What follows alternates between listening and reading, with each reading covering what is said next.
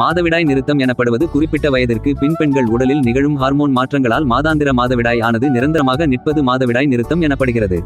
பெண்களுக்கு ஏற்படுவது போல் ஆண்களுக்கும் மாதவிடாய் நிறுத்தம் ஏற்படும் எனவும், ஆண்கள் உடலில் உண்டாகும் ஹார்மோன் மாற்றத்தை டெஸ்டோஸ்டிரோன் அளவு குறைவதை ஆண் மாதவிடாய் நிறுத்தம் என்றும் அழைக்கிறோம்.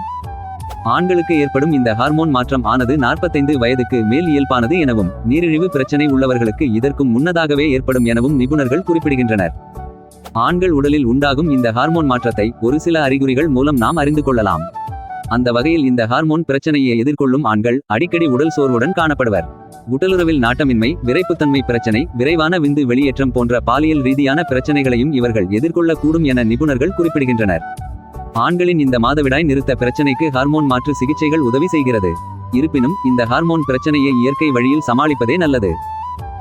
ஆண்களின் இந்த ஹார்மோன் சமநிலையின்மை பிரச்சனைக்கு தீர்வு அளிக்கும் ஹார்மோன் தெரப்பிகள் போரஸ்டேட் புற்றுநோய், இதய நோய் அபாயங்களை அதிகரிக்கலாம். எனவே இந்த ஹார்மோன் பிரச்சனைக்கு இயற்கை வழியில் தீர்வு காண்பதே நல்லது. ஆண்களின் இந்த ஹார்மோன் பிரச்சனையை தீர்க்க ஆரோக்கிய உணவு வழக்கத்தை கடைபிடிப்பது அவசியம் ஆகும். கொழுப்பு சத்து நிறைந்த உணவுகள், பால் பொருட்கள், பச்சை இலை காய்கறிகளை அதிகம் சேர்த்துக் கொள்வது அவசியம். ஒரு இடத்தில் முடங்கி இருப்பதை தவிர்த்து தினசரி உடற்பயிற்சி செய்து ஆரோக்கியமான உடல் எடையை பராமரியுங்கள். மேலும் புகையிலை, மதுபான பயன்பாட்டை குறைப்பது இந்த மாதவிடாய் நிறுத்தத்தை தள்ளிப்போட உதவியாக இருக்கும்.